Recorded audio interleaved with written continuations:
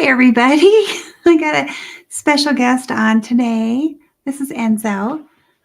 Say hi, bud. Anyway, today I want to talk to you about one of the biggest questions I get. And it's so funny because I see it. It's people are messaging me asking about it. Hi, honey. And also, I'm seeing this like kind of an argument on one of the pages that I follow. It's an MD's page on Instagram.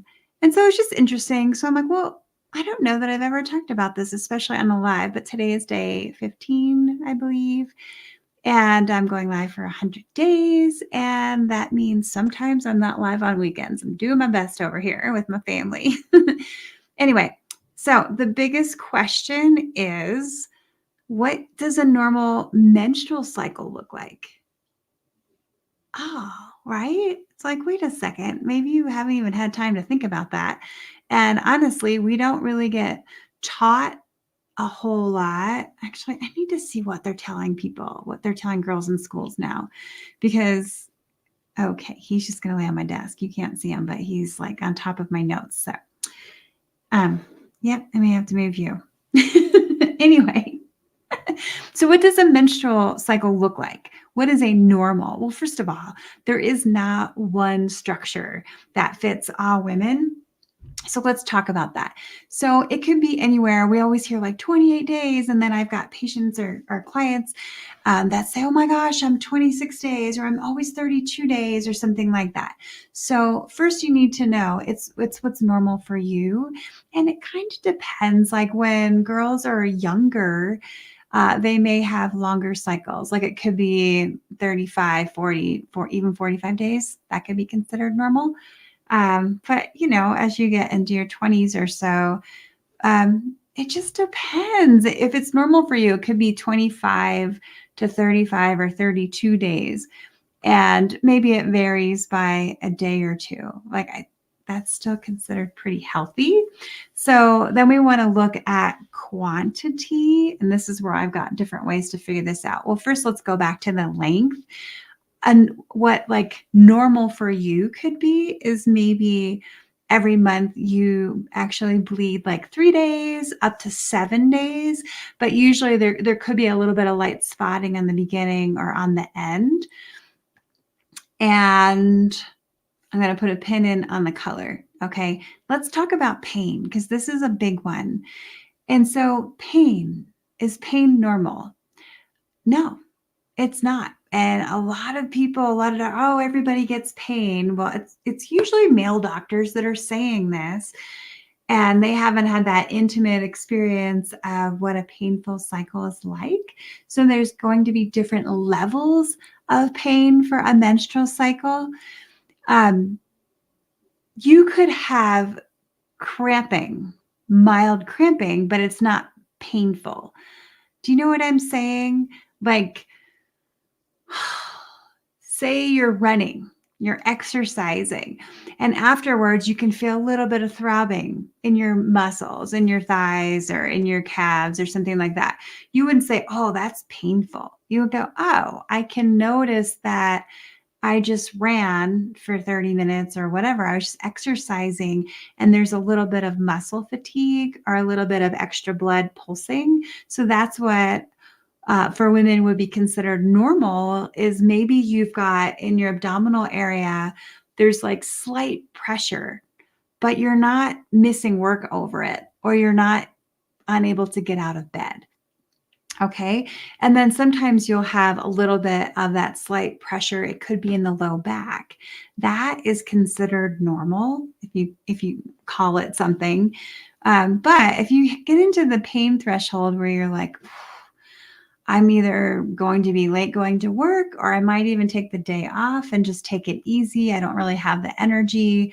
All of that is showing that there could be a vacuity, or people call it a deficiency, or there could be like a blood stasis or a blood stagnation happening. So blood stasis in the womb, right? We're letting go of endometrial tissue, but it should not be coming out in massive amounts of tissue, which is different than clotting. Now let's talk about clotting. Clotting should not be these, some people, I can't get it to show, they're like this size. It shouldn't be that big. And darn it, I thought I had a quarter in here. But if you have any kind of clot, so it's about this size, if you just kind of look like the size of a quarter and under, that can be considered normal as long as there's not pain or discomfort with that. But if you have a whoosh and there's like a stabbing pain or something like that, or the clot is bigger than a quarter or much bigger, then that could be the sign that there's something else going on in there. And so my foundation is in, and my doctorate is in traditional Chinese medicine. And if we see anything with pain bigger than like raisin size or grape size for sure, then we're going to go, okay, there's blood stasis, and we might have some herbs to push and help the blood move along because it's getting stuck. And when things get stuck, it turns into kind of little piles of things. And when the blood is not flowing smoothly, then there's problems and there's pain, and it could lead to bigger problems. Real fast, I forgot to post this. I'm going to post this right now.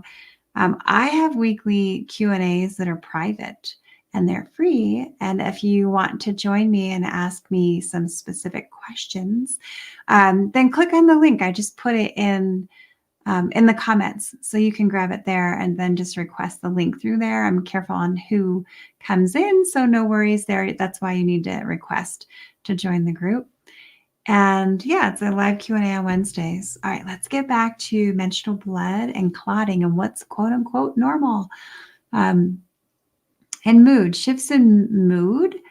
That's normal unless you're debilitated. Again, not able to leave the house or go to your job or go to school or take care of your family, whatever that's causing, if it's causing some issues for you. And it can get pretty horrible, but if blood stasis, if there's a considerable amount of blood stasis in the body and it's causing pain in the back, in the abdominal area, or you're passing blood clots that are larger than a quarter in size, and this is regular, that could be a sign that something's really off. And definitely go check in with your doctor.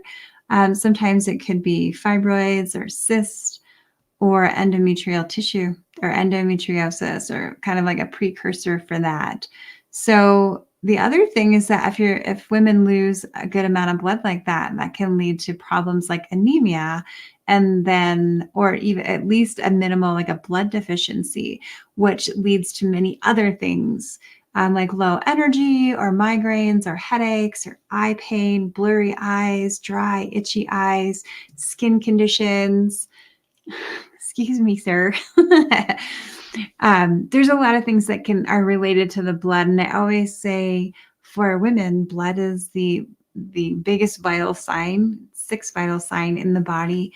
But especially if a woman's trying to get pregnant, then you definitely want to be aware and track what are your symptoms. It's like he literally just jumped up when we went live. This is Enzo. So you do want to definitely chart that. And you can also add in a BBT, a basal body temperature, and check in for symptoms like that. But the biggest area I want to emphasize today is, like, people ask, what is a normal menstrual cycle? And it just depends on the color as well. So not having blood clots larger than a quarter. I don't have a quarter here, but you've got a quarter in your purse, and you can check that. Having debilitating pain, fatigue, there's so many other symptoms, cramping. If you start having GI or like digestive tract issues like bloating, gas, loose stool, constipation, fluctuating, there's so many things that can happen during the actual cycle or leading up to it. And then once the cycle's happening, but usually women bleed the most on around day 2, sometimes that'll go into day 3. But if a woman is bleeding heavily for more than 5 days, definitely more than 7 days, and then there's clotting, definitely get that checked out. As far as color goes, you want to have red blood for women. And if it's brown leading up to it, that can show a deficiency or a vacuity. with a specific organ that's related to fertility. In Chinese medicine, I'm not saying there's always a correlation with Western medicine, but there is a whole puzzle that this fits. Spleen, liver, and kidneys being the dominant organs that tell us so much information about fertility, health, and quality. So if there is some brown spotting in the beginning or the end, it can show us deficiencies in kidneys. Gosh, there's so much more to say. If the blood's pale, that could be a vacuity or deficiency. If it's bright red, there could be excessive heat in the body. If it's purple, then there's a blood stasis. You can look at your tongue if you've got a purplish tongue, or the nails. There's blue, there's purple, there's different colors that mean different things. And all or most of these things can be remedied with specific lifestyle changes and foods and herbal supplements. And specifically, I love, especially with gynecological health, I love to work with Chinese herbs. And I've had incredible success personally, but I've been working with women in OBGYN situations under the lens of traditional Chinese medicine, and then also incorporating integrative medicine based on studies done with specific herbs and supplements. And it doesn't take long. It doesn't take long to turn things around. So if that's something that you're dealing with, it's not something that you have to deal with. And I know that's like a common message out there, is that, oh, it's fine, all women go through this, but that's not true. And it's not fine. And anything that's making you uncomfortable or preventing you from living your life optimally and keeping you from thriving is not, quote unquote, normal. So I hope that's helpful. And again, check the comments. I do weekly Q&A, and today is Tuesday, so I will be doing Q&A tomorrow live. So if you catch this, and you can jump in there and ask questions, you feel free to post them ahead of time. It is private. It's a Zoom call, so there's privacy where you can post questions ahead of time. Even if you cannot make the live, I'll answer it, and then you'll have access to the recording. So grab the link in the show notes there. And thanks so much for watching, and I will see you tomorrow.